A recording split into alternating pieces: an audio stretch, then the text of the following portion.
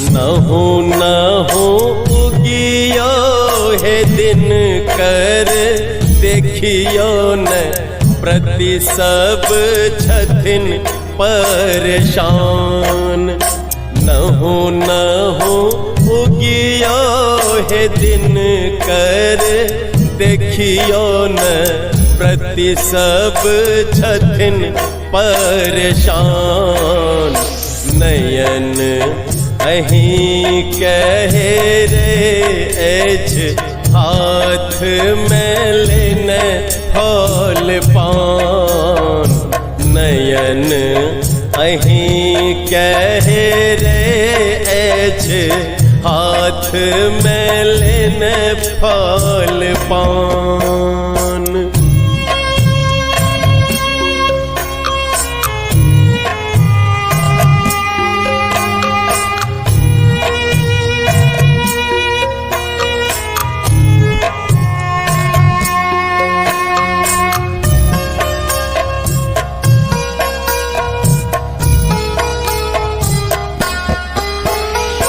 भूखल पियासल निर्मल मन सो डाली सजे नय बड़ा ही जतन सो।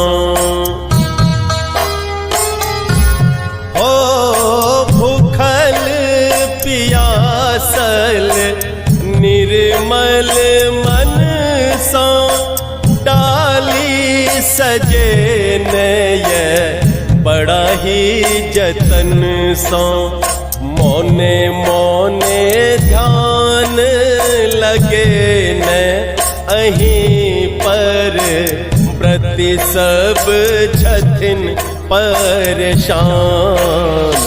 नयन अहीं कहे रे छे हाथ में लेने फल पान। नयन अहीं कहे रे छे हाथ में लेने फल पान।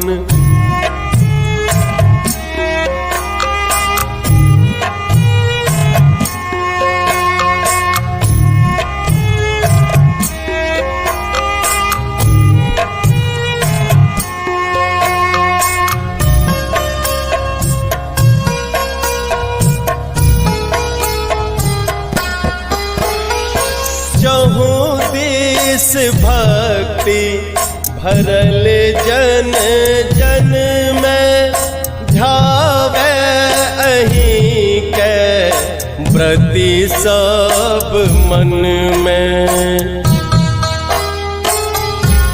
हो चहु दिस भक्ति भरल जन जन में ध्यावे अहीं के प्रति सब मन में।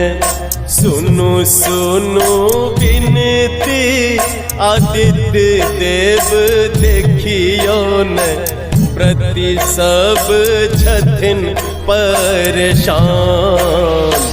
नयन अहीं कहे रे एछ हाथ में लेने फल पान।